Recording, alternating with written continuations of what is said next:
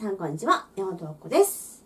今日はスナック若子配信。今日はこんな感じでスナック若子配信なんですが、前みたいなお悩み相談企画ではなくて、今日は一つのテーマを中心にお話を進めていこうかなというふうに思っています。今日のテーマは、なぜ世界を学ぶと自分が深くなるのか。私はこれまでいろんな日本のとか世界のとか本当にたくさんの世界森羅万象を学んできて、でただ知識を詰め込むだけではなくって自分なりに解釈したりですとか、あと自分の人生と重ね合わせてどういうふうに考えれるかどうかとか、あと問いを持ってね、これってどうしてこうなんやろうっていうふうな問いを持ちながら学び続けたりとか、なんか世界を学ぶたびに自分が深くなっていくなっていう実感がすごくあるんですよ。それを今日はお伝えしていきたいなと思います。なので、だから皆さんが読書とかね、したりとかして、ただ知識を詰め込むだけじゃない、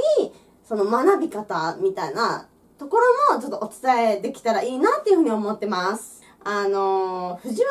定家ですね。藤原の定家とも言いますが、あれどっちなんですかね。藤原の定家っていう人もいるし、定家と呼ぶ人もいるし、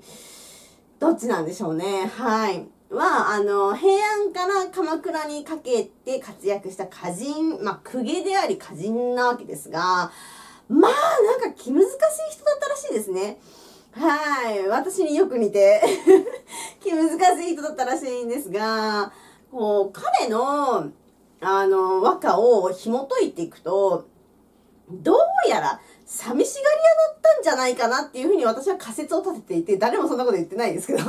私はそういう仮説を立てていて、きっと藤原の定家は寂しがり屋で気難しくて、でもちょっと社会と馴染めなくて、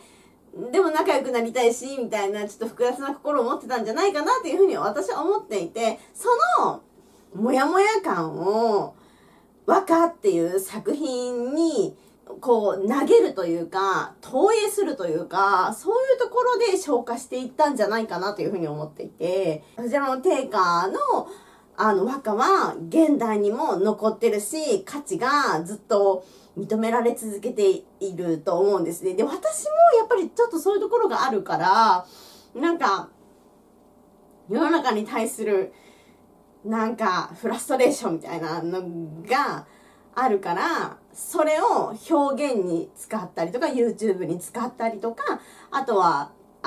創作とか、本を書いたりとか、いろんな創作活動に、投げてるというところで、そこで消化してるっていうところがあるので、なんかすごい似た部分は感じるんですよ。やっぱり、ただ古典文学を学ぶだけじゃなくって、なんか自分と重ね合わせて、この人ちょっと似てるとか思いながら、読み解くとすごく面白いです。で、私、自分のブログには書いてるんですけど、安岡正弘さんっていう、なんか疫学の先生、めっちゃ大好きで、私、安岡正弘さんの本めっちゃ読むんですけど、なんか、彼の本ってもう完成形なんですよ。思想の完成形で、なんか、ここまでにたどり着くまでに、この人は何を考えて、どういう葛藤があったりとか、どういう失敗とか挫折があったりとか、どういう紆余曲折があって、その完成形までたどり着いたんだろうなっていうのはすごい疑問に思ってて、てか本当に完成形の本しか出版されてないから、その過程、安岡先生の過程がわかんないから、どうなんやろなっていうのはずっと疑問ではいたんですが、どうやら、時代的に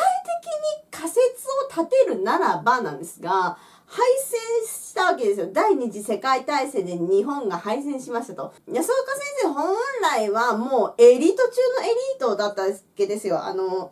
東京帝国大学を卒業して、もう本当にエリートで、本当はもうエリートの道を歩くはずだったんだが、彼はそうせず、在野の、思想家として、講演家としてね、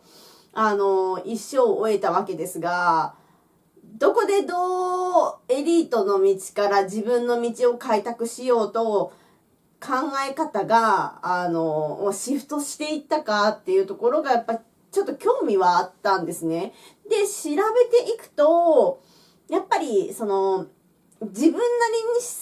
に論文とかね、発表とかしたりとかしたのにもかかわらず、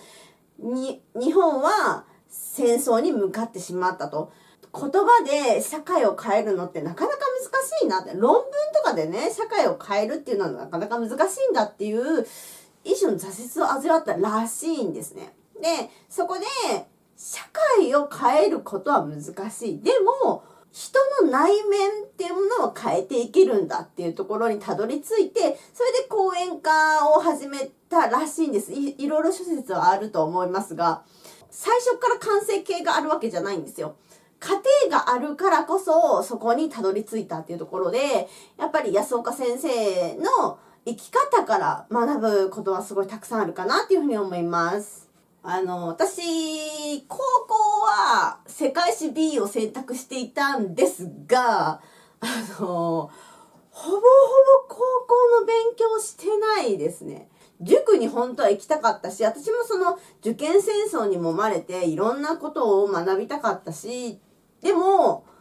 学ぶ機会がなかなかね、ちょっと難しかったっていうのがあって今に至るので、私の世界史の学び方って学校の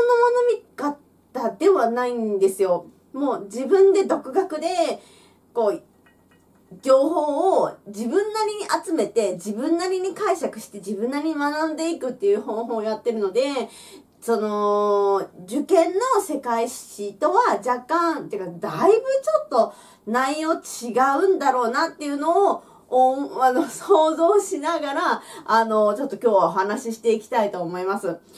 世界史を学ぶとですね、昨今の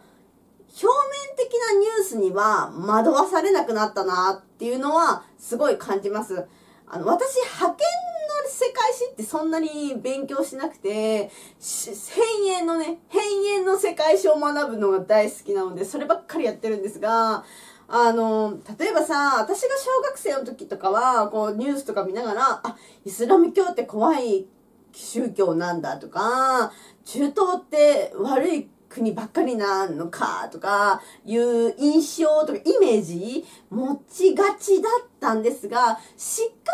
りイスラム教とは何なのかとか、その中東の国にはどんな国があって、それぞれどういう関係性なのかとか勉強していくと、別に善悪ってそんなに簡単に決められるわけではないよなっていうのはすごいわかるわけですよ。学ぶことでわかるわけですよ。なのでそういう表面的なプロパガンダには惑わされないようにはなりました。はい。あと、そうですね。これは 100% 言い切れるお話ではなくって、私の暫定的な答えとしてちょっとお話ししたいことが一つあるんですが、私ずーっと世界旅行に行きたいってずっと言い続けてるわけですよ。もうずっと言い続けてます。で、行けないのってなんか引き寄せの法則のなんかブロックとかあんのかなとか自分ですごい考えたりとかするんですけど、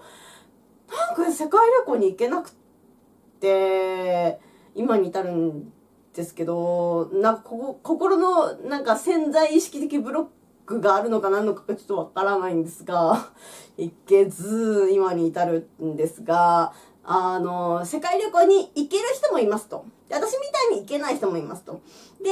行けない私の人生って人生の価値 0% なんかどうなんやって思った時に、別に 0% ではないんですよ。その代わりに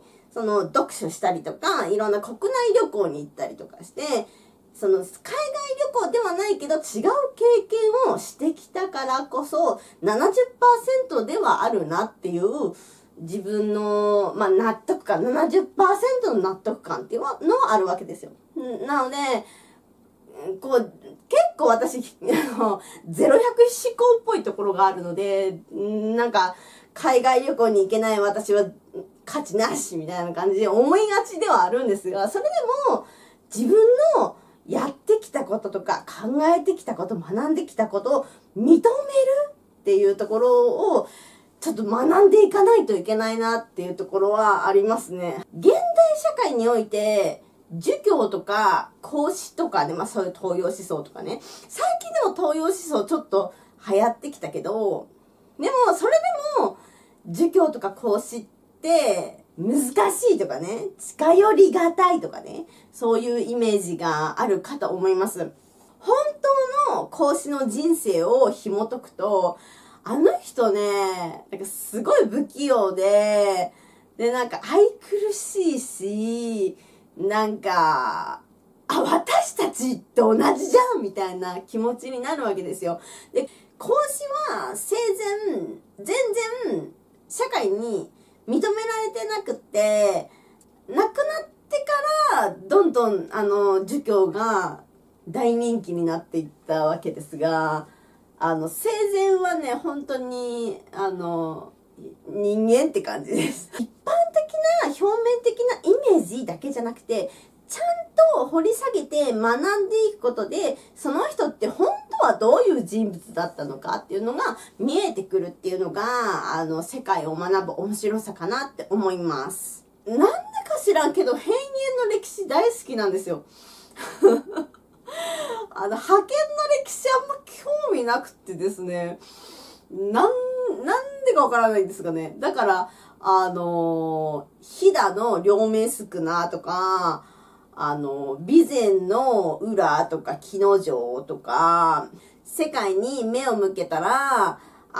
南インドのタミル民族、ドラビダ族とかね、タミル族とかね、そういう人々のね、歴史大好きなんですよ。大好物なんですね、私。で、